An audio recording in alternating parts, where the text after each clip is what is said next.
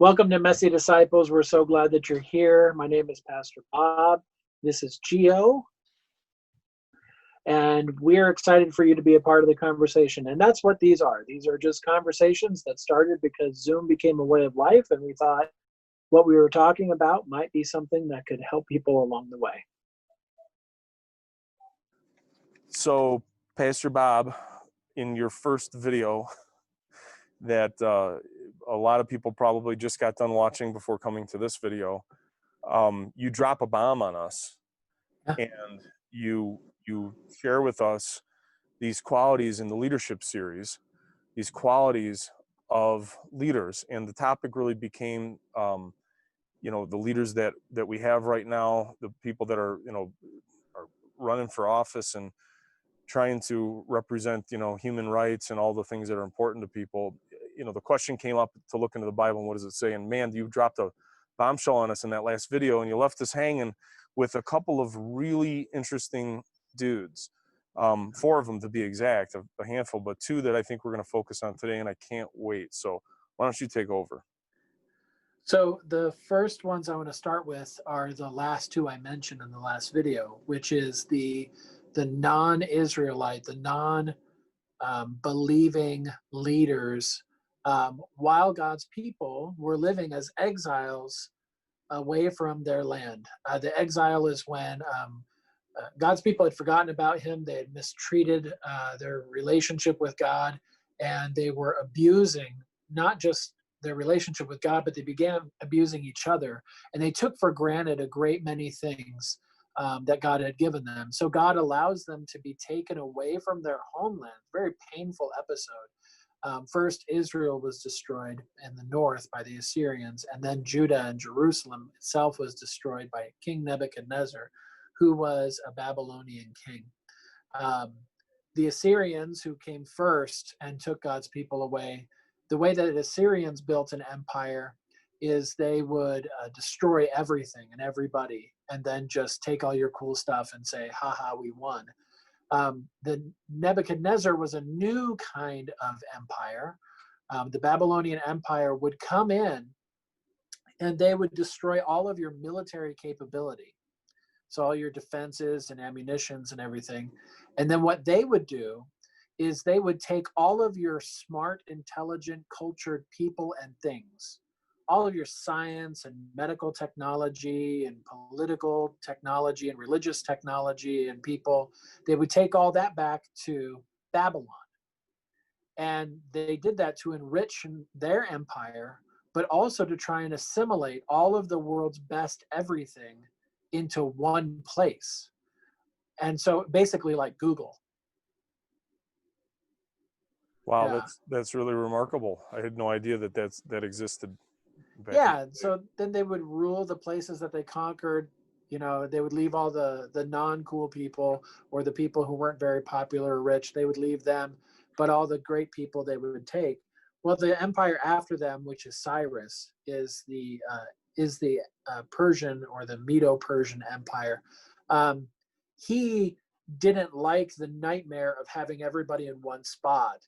And so what he did is he said, how about all you go back to where you came from, and I'll still rule you, but I'll rule you through a hierarchy or an administrative kind of empire. So lots of rules, lots of laws, lots of taxation, lots of appointed officials.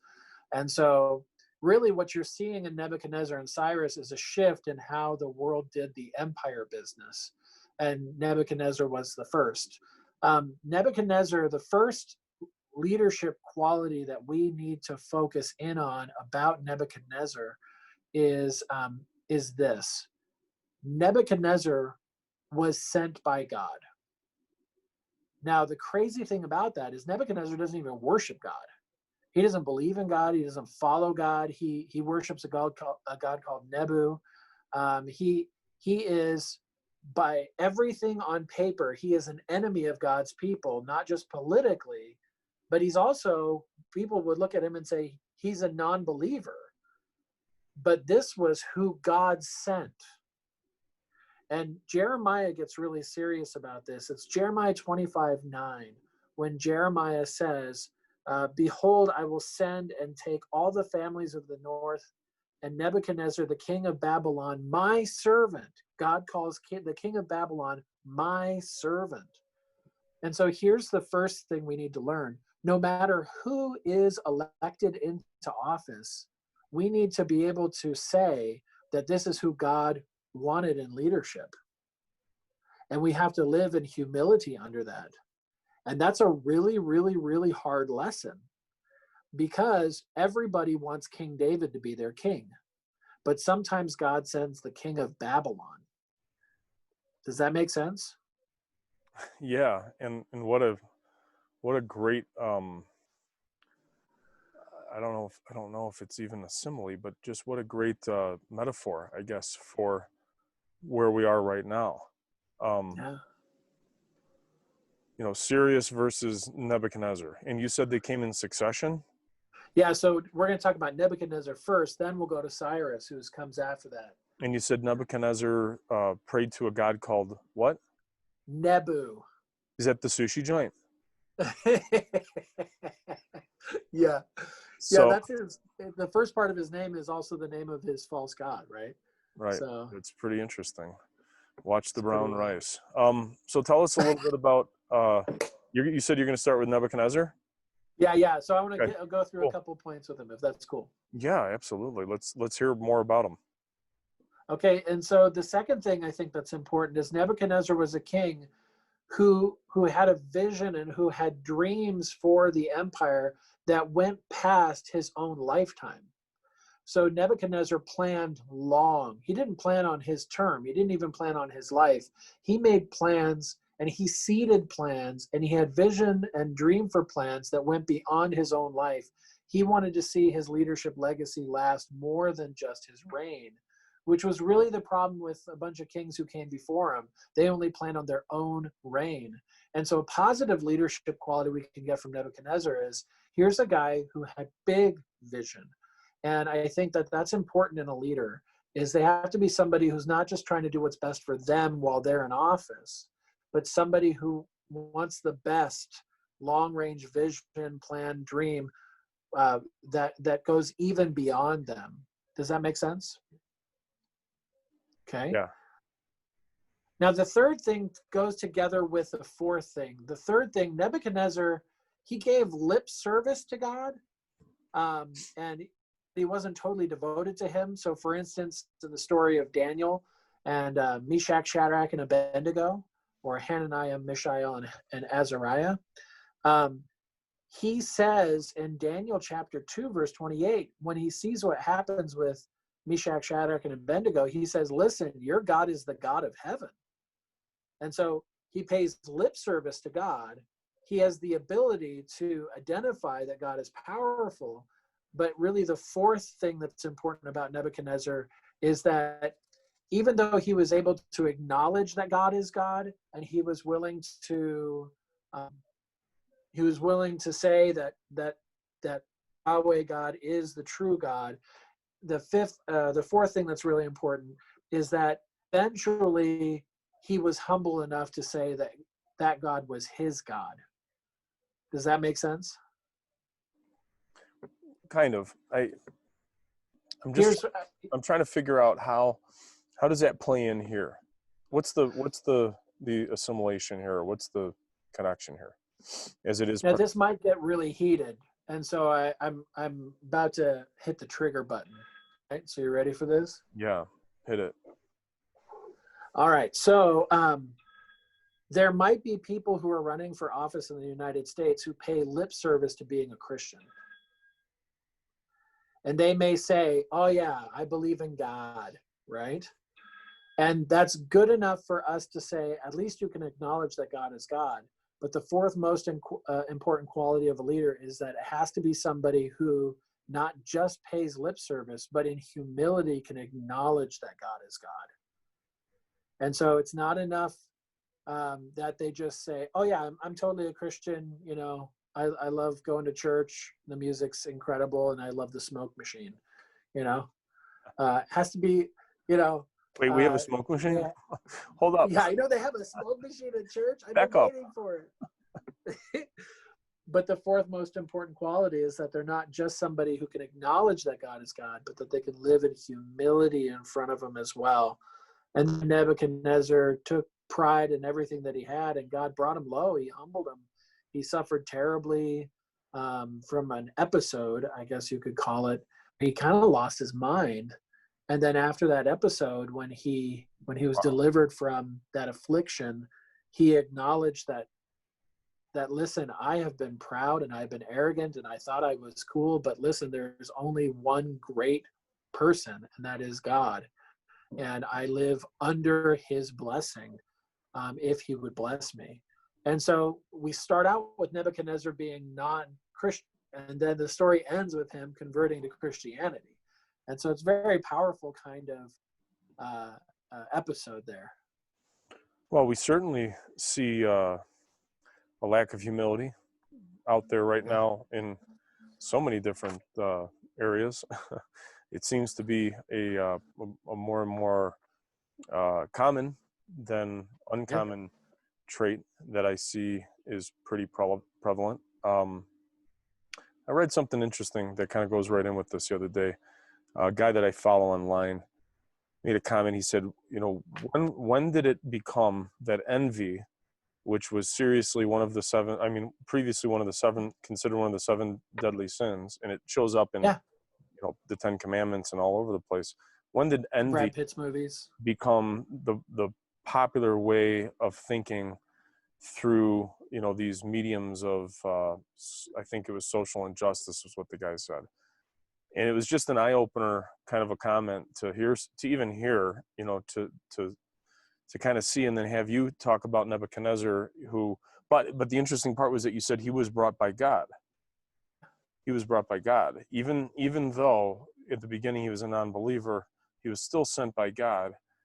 And I guess that gives us a little bit of hope that hopefully, no matter what happens here in a couple of weeks, that person will be sent by God as well, even though, like you said, the packaging didn't fit. So go ahead, tell us about the rest. Well, I just want to touch on what you said, because I think you're hitting it. Even St. Paul in Romans 13, he said, St. Paul said, listen, obey your authorities and respect them and pray for them. Now, what's nuts about that is that Paul is talking about the Roman emperor who is currently persecuting him and imprisoning him. So Paul is talking about somebody who doesn't worship God in Christ. He's not religiously aligned with him. And Paul says, and people are probably saying, hey, what about this emperor guy? What should we do? Should we, give him the knife or something like that? And Paul says, oh, no, respect him, pray for him. And that must have been such a shock to everybody, because the easy thing would be to say, don't listen to him, don't respect them. And St. Paul says, no, pray for these people. And I think one of the things that can be kind of disturbing is I think in America, we've reduced Christianity in the political world to just one issue, which is abortion, right? And so that becomes the litmus test as to whether or not a candidate is Christian or not, is where are they on the pro-life, pro-choice debate. And so we've narrowed it all down, saying, well, if they're against abortion, then they're Christian, and therefore you should vote for them. But that's true that, God honors life, and that abortion is an issue that the church needs to continue to press into. But that is not the only thing that makes a person a Christian. It's a big issue, but there's more to Christianity than just a pundit issue. Does that make sense? Yeah, but what I have a question for you on that then is if it's more than just that, but people are focused on just that, then how does the rest of it come into play, or how could it come into play then, when there's such a movement against glorifying only one portion of this, and this kind of being, if you will, the de facto definition in this regard? And then how does that play into what happens at the election boxes? I think that it's important for Christians when they're at the election boxes is to hold on to important issues. So there is that important issue. Wow, you are totally silhouetted that right there. You look like a government protected person. It was hilarious. Yeah, wait, there. Oh, you almost had it again. That was hilarious. We should get a voice thing to make your voice all scratchy or something like that. Anyways, to remember that as a Christian, when you're going to the polls, that you're going with more than just one issue, that you're going with more than just one position, that you're going with your full Christianity. Does that make sense? Yeah, that's a great way to say it. That makes a lot of Yeah. sense. Yeah, very well done. Now, Cyrus, are you ready? I'm ready for Cyrus. Cyrus, we learn a lot about him in the books of Ezra and Nehemiah, great books of the Bible. He is a different kind of king. He is a different kind of ruler, not just because he represents the union of two massive empires, the Medo and the Persian empires. So historically, I mean, he is kind of a really interesting kind of character. And in fact, there's a historian, a Greek historian called Xenophon. Say that 15 times fast. Xenophon sounds like there's something like you see a commercial for that comes with like, do not take Xenophon if you're, you know what I mean? It's even spelled like that. It's spelled Xenophon. Xenophon. Wow. Yeah, cool guy. Yeah. And he wrote about Cyrus, and Cyrus was a guy who had a whole bunch of people who followed him, and they followed him because he wasn't a selfish ruler, and that made him admirable. He was like the lieutenant who would be out on the front lines with you. In fact, that's what he did sometimes, especially with his father Cambyses. And so Cyrus was a man filled with integrity, and when people looked to him, they said, here's a guy who's not motivated by selfish greed or gain. And so he wasn't just a leader making decisions. He had a following. And I think he had a following because he had integrity. And so what you got to do is you got to look at the leaders and you have to say, is this a person of integrity? Now, again, this is what's wild. Cyrus, like Nebuchadnezzar, is a non-Israelite, right? And so if you're having to choose between two bad options, maybe one of the ways that you can kind of clear the forest from the trees is you could say, okay, I got a couple of options here. I don't like either of them, but does this guy have integrity? Is he like Cyrus? Are people following him because he backs up what he says, or are people voting for this person because it just helps their bottom line? And that's really selfish. Like he makes a promise that says, I can, line your pockets with gold or something like that. I mean, don't vote for the guy just because of that. You know what I mean? Vote for a guy who has integrity. The second thing that Cyrus does, and Xenophon goes into this a whole bunch, is that Cyrus always delivered on the promises that he made. He always delivered on the promises that he made.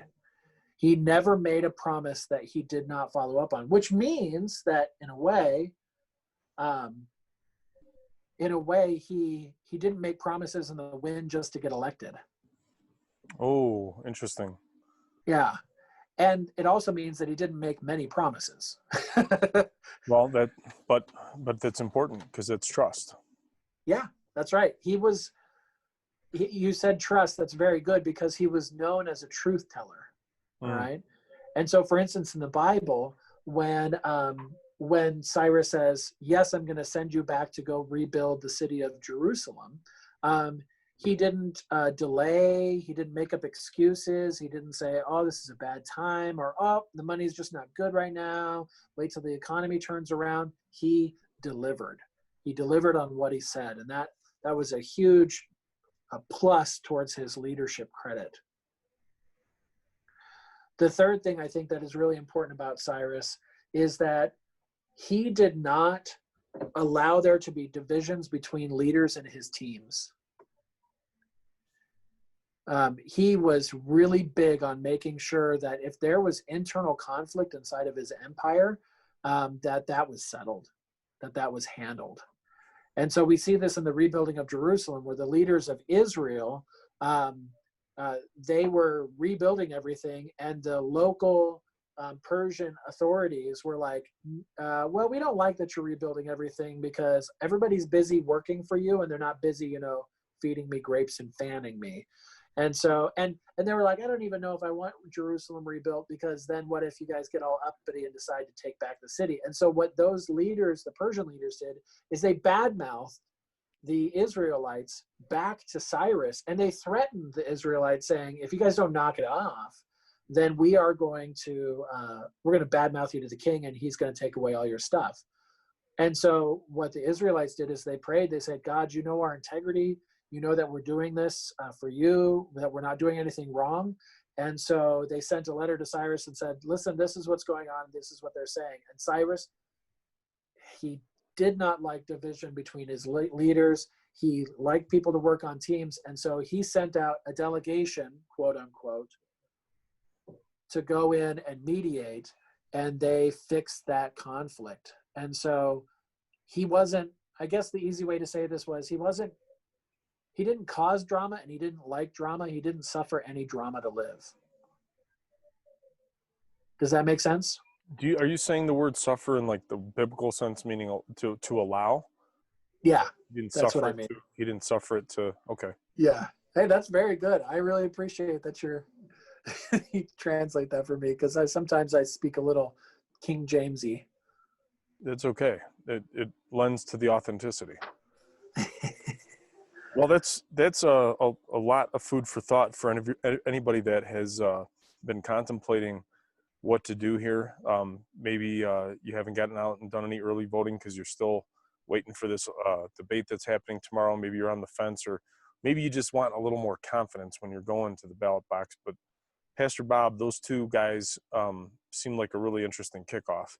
For anybody that's interested to hear about the other two guys, we're probably going to put another video out shortly thereafter.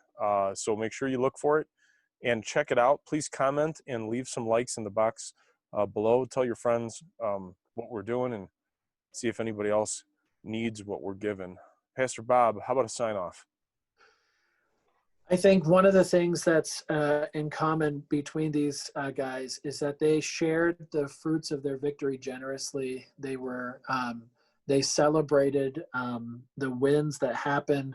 They were the kind of leaders who ran out front. And so I want to encourage you to share in the triumph that here in America, we can vote. That is a generous thing, that we can vote. And I think the good thing is that we should share in that liberty that we have, and we should go out, and we should be the kind of people who lead from the front and go out and show people that in America we have this beautiful freedom. Let's go out and use it. Let's go out and exercise it. Listen, if you're conflicted about what's going on, use the Bible as a guide. Read the books of Ezra and Nehemiah. Read the book of Daniel. Check them out. See what's going on in there, because I think that from my perspective, I really do feel like the church is in exile here. We used to be at home here in America, but now every game that we play feels like an away game. And so since we have this kind of exiled feeling, I would suggest reading those books where the church is in exile, and ask yourself, how do they do? What do they do? Where do they go? What am I going to do? Where am I going to go? And let the Bible be your guide. Gio, thanks for the topic. You're amazing. Hit subscribe, hit likes, hit the notification bell so that help us get the word out. Thanks for watching today. It's been a great conversation. We'd love for you to be a part of the conversation, so go ahead and click subscribe. And if you hit the notification bar, it'll let you know when new videos are coming out, which is really important because all of our videos are about new and current events that are happening. If you have any questions, go ahead and contact me via email. It's great to have you a part of the conversation. Thanks for joining us. Bye.